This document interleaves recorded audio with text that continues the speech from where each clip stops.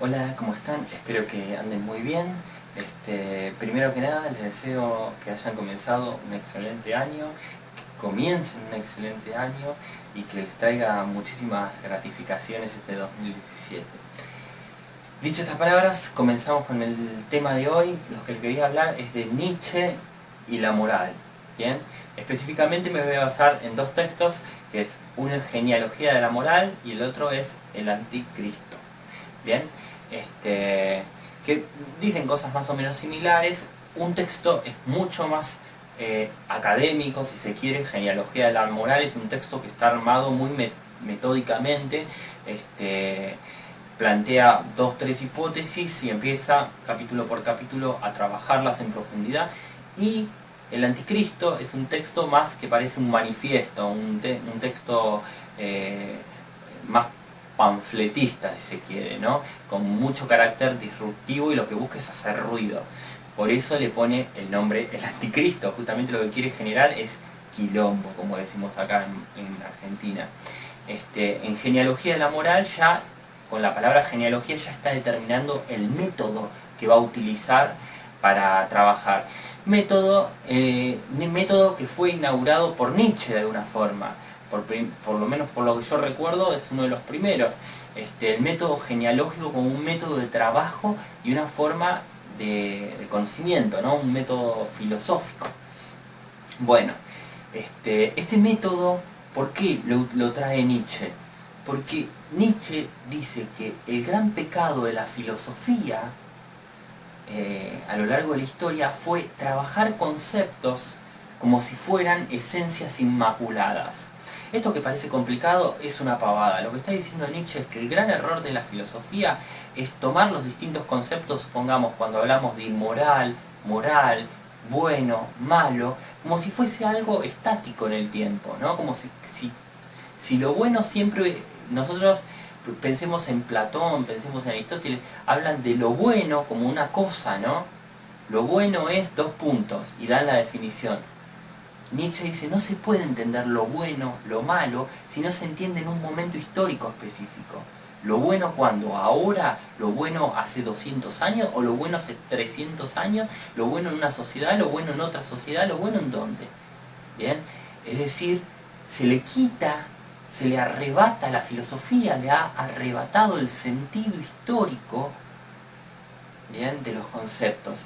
Entonces Nietzsche quiere recuperar el sentido histórico. ¿Qué quería decir este concepto para esta sociedad, para este momento histórico determinado? Y Nietzsche lo que va a decir es que en el momento de surgimiento, ¿bien?, en el momento de surgimiento siempre hay un choque de fuerzas que le da origen. ¿Bien? Para Nietzsche es menester, es hiper necesario entender los orígenes, ir hacia los orígenes específicamente, para recuperar el sentido histórico. ¿Bien? Esto es importantísimo, porque recién decíamos, hay que entender los conceptos en la temporalidad. ¿En qué temporalidad? ¿En el momento actual? No. No. Nietzsche dice, hay que ir a entenderlo al momento que le dio origen, en el momento en el cual surgen.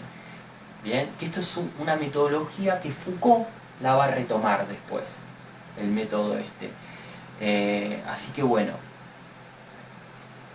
me quedé pensando, tratando de rescatar algún ejemplo de Foucault, pero me voy a ir de tema. Entonces, lo que intenta Nietzsche es ir a entender cuándo surge o no el bien, lo bueno, la idea de lo bueno y lo malo, el bien y el mal, lo bueno, lo malo, la moralidad, ¿no?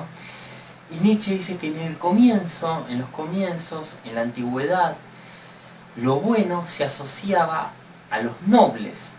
Los nobles se llamaban a sí mismos los buenos. Y lo malo se denominaba a lo plebeyo. Entonces teníamos, lo bueno era aquellos que tenían las sensaciones de superioridad, el sentimiento, estaba asociado a un sentimiento de superioridad. Y lo malo estaba asociado a un sentimiento de inferioridad. Lo alto y lo bajo, lo bueno y lo malo, lo noble y lo plebeyo, va a decir Nietzsche. Entonces, los nobles, una de las características que dice en un momento, o las aristocracias, era que se definían a sí mismos como los buenos. Los buenos, los justos. Los buenos, no los justos, los buenos.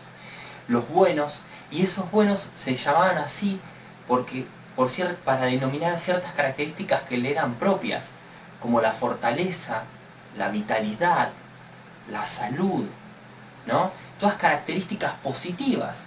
Por eso se denominaban ellos mismos los buenos. Era casi una cuestión, la moral era casi una cuestión descriptiva. ¿Bien? Y algo importante es que estos nobles se caracterizaban por la autoafirmación de sí mismos. Se denominaban a sí mismos los buenos, no por oposición a nadie.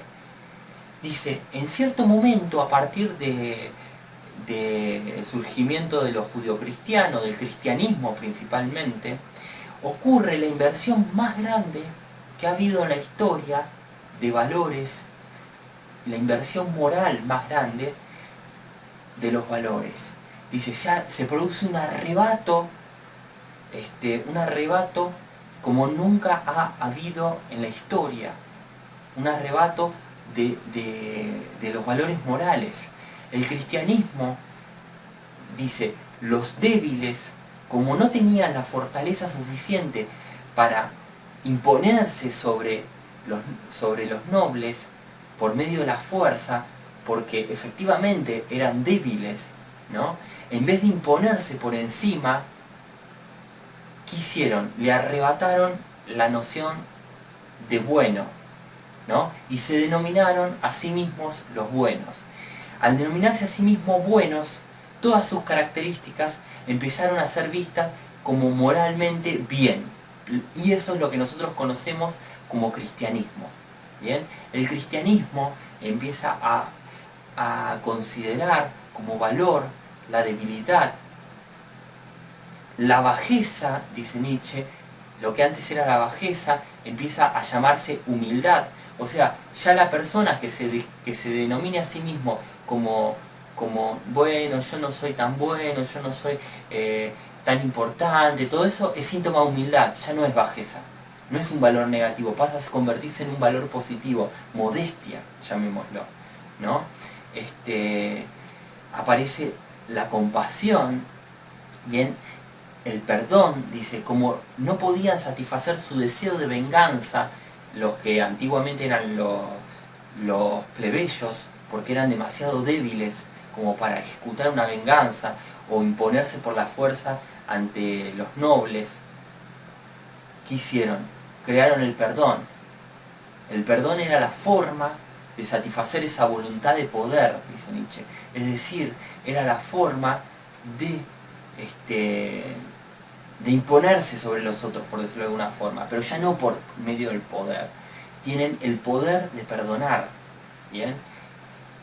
Nietzsche dice, si hubieran tenido el poder de la fuerza, la vitalidad, no hubiera sido necesario el perdón.